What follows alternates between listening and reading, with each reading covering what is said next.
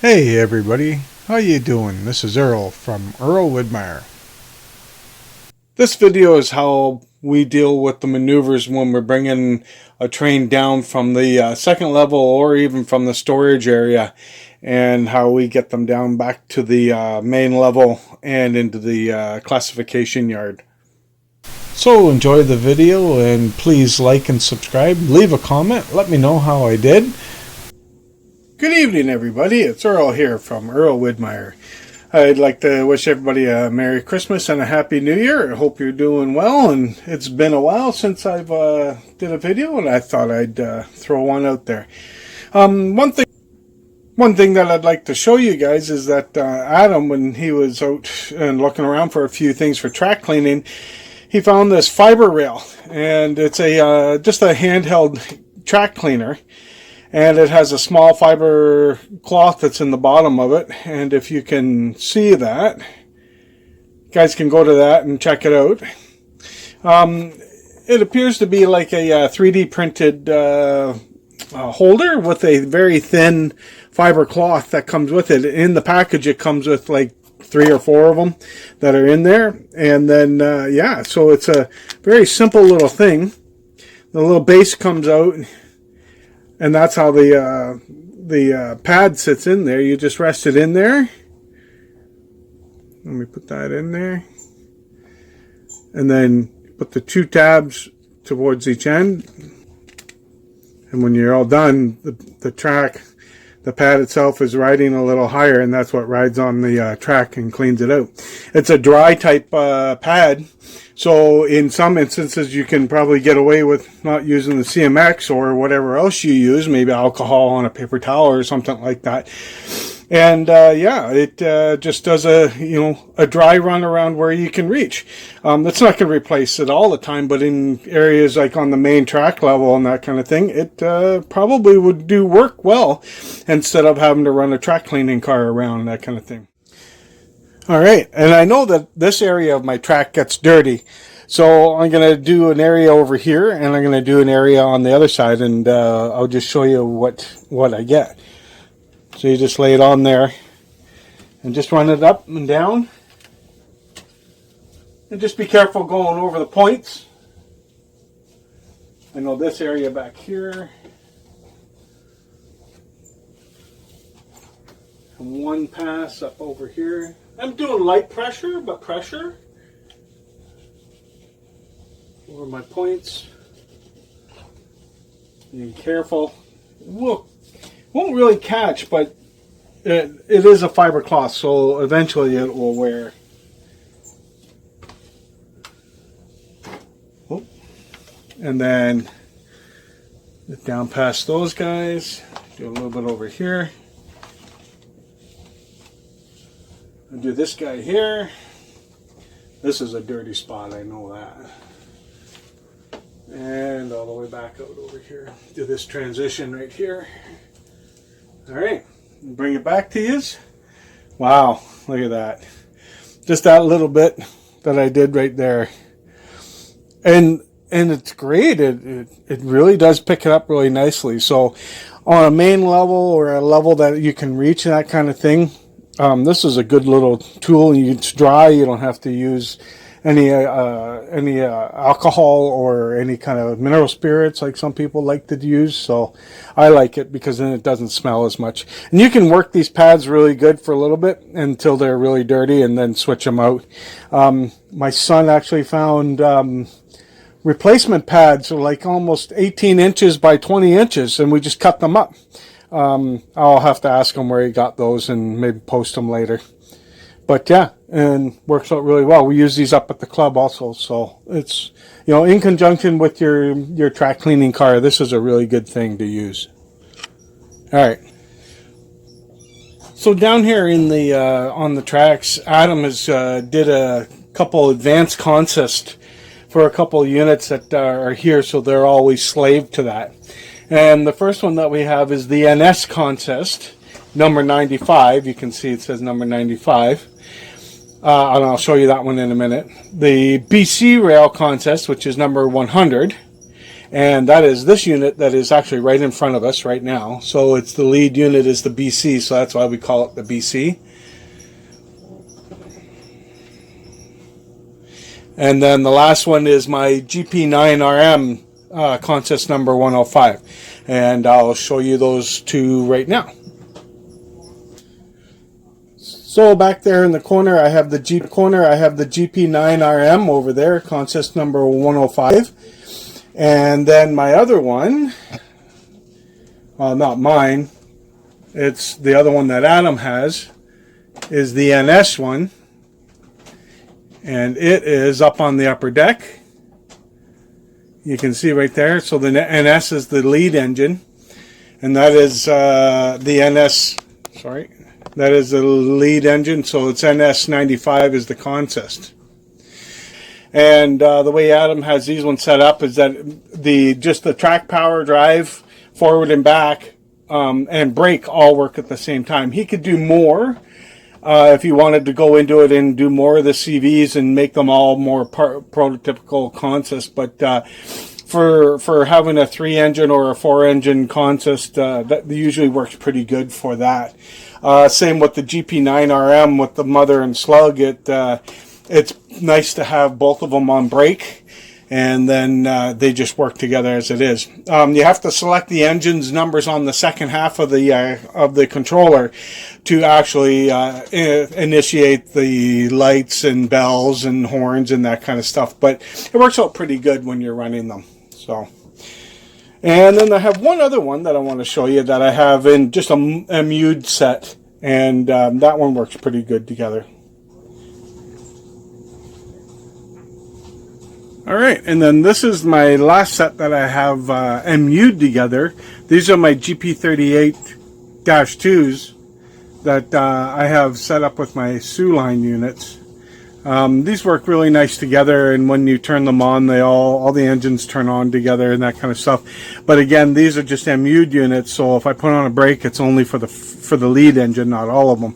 So you have to literally spool down the engines to make them slow down and come to a stop, that kind of thing. But this is they're Athearn's engines, and they're a little bit lighter, so they can only take a light load to run up and down the inclines. On the main inclines anyways, but otherwise they're really nice to run around.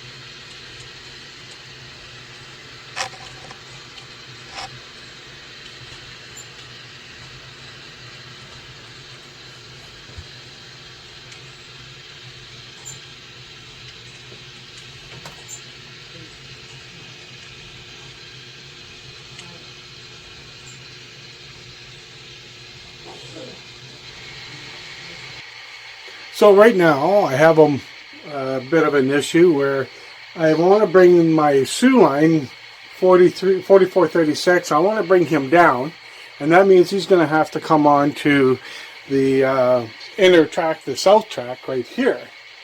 But for him to get on there, I have the NS Contest 95 sitting in my way. And we can see if I come around. Just behind the pole here is my switch to go over to track from south track to north track. So I have to move my 4436 out of the way and bring him around to give them enough room so that the NS consist train number 95 can move out, cross over on the switch, and be on the north track while I bring the Soo Line consist 4436 back around and bring them in on the south track. And then you can travel downward on the down the decline and into the main yard. This is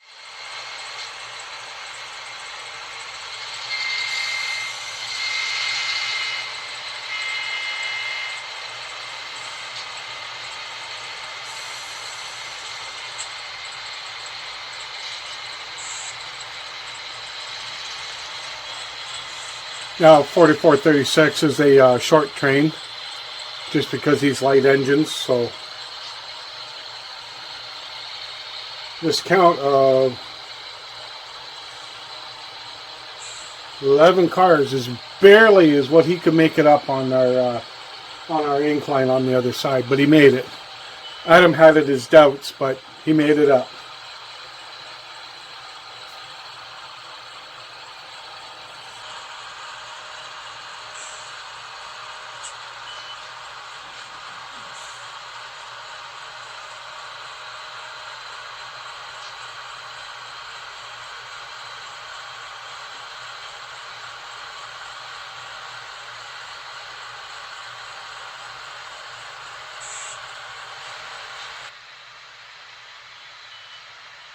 He's going to travel all the way down to switch 14 down there, where it's a yellow light, which means it's into the siding onto the south track. I'm going to stop him just before that, and then we'll get NS 95 out of the way.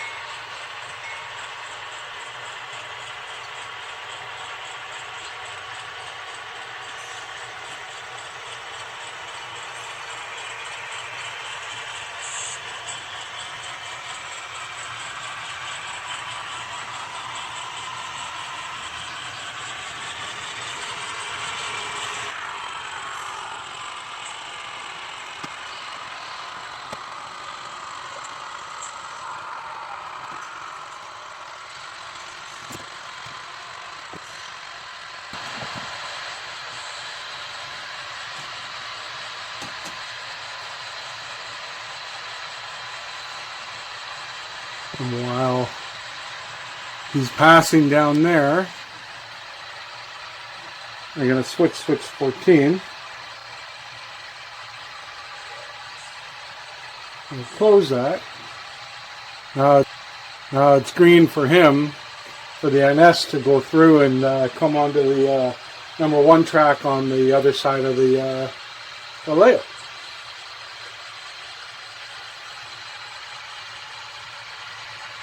And then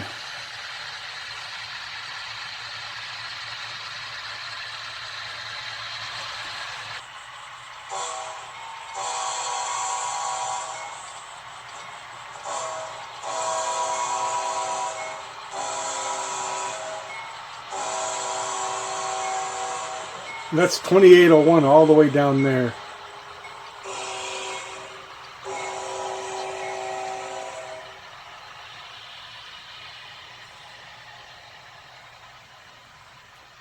Now you can see the green light that's just below the tunnel where they're disappearing into. That's telling me that he's green, that he's on track 1 on the other side. If it was red, he'd be on track 2 on the other side. And both of those are clear right now.